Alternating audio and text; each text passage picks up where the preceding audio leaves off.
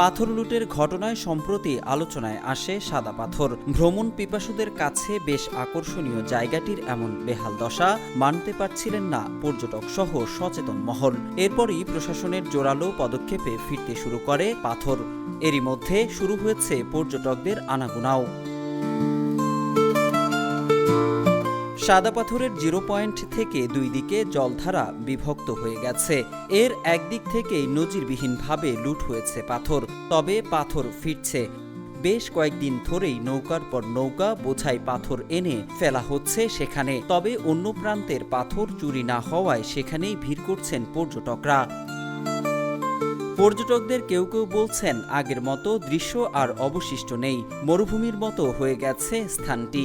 সাদা পাথরকে টিকিয়ে রাখতে যথাযথ পদক্ষেপ নেওয়ার দাবি জানিয়েছেন তারা। বেসিক্যালি আপনার আগে এরকম ভালো ছিল, 1 বছর আগে অনেক পর্যটক আসতো ঘুরার জন্য, কিন্তু এখন আমার মনে হয় না আঙ্কেল মানে আসলে কেউ পরে দ্বিতীয়বার আসবে। এখন অবস্থা খুবই করুন, তারপরে সুন্দর ঘুরার মতো এখন পরিবেশ আছে। ফার্স্টে যখন আসছি যখন দেখছি তখন শুধু পাথর আর পাথর, আর এখন শুধু মরুভূমি, বালুতে সব হয়ে আছে। এটা বড় কথা না, তবে আশা করি যতটুকু আছে পর্যটক কেন্দ্র এটা যেন সমন্বিত থাকে। বাংলাদেশের একমাত্র স্মার্ট সিটি বসুন্ধরা এখন আরো নিরাপদ, আধুনিকতায় আরো এক ধাপ এগিয়ে।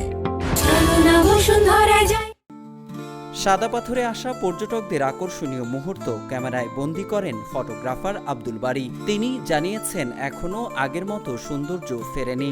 তবে পাথর লুটের ঘটনার পর কয়েকদিন ধরেই বাড়ছে পর্যটকদের আনাগোনা। আসলে বিগত কয়েক সপ্তাহ যাবৎ আমাদের এখানে হাজার হাজার পর্যটকরা কিন্তু আসতেছে।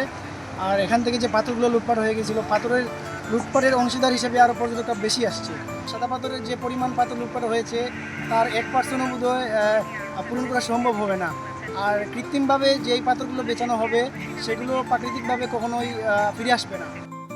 এদিকে স্থানীয় ক্ষুদ্র ব্যবসায়ীরাও আগের মতো সাদা পাথরের সৌন্দর্য উপভোগ করতে পর্যটকদের আহ্বান জানিয়েছেন। তারা আইবা আগের মতন সৌন্দর্য উপভোগ করবা। আলহামদুলিল্লাহ মোটামুটি করবা, ইয়ার আপনারাও আইবা। পাহাড়ি ঝর্ণা এবং নীল জলের মিশেলে সাদা পাথর এক অপরূপ পর্যটন স্থান। পাহাড়, পাথর ও ঝর্ণাকে একসঙ্গে উপভোগ করতে এখানে আসেন লাখ লাখ পর্যটক। তবে সেই চিরচেনা রূপ ও সৌন্দর্য ফিরে আসুক দ্রুতই, এমনটাই প্রত্যাশা সবার।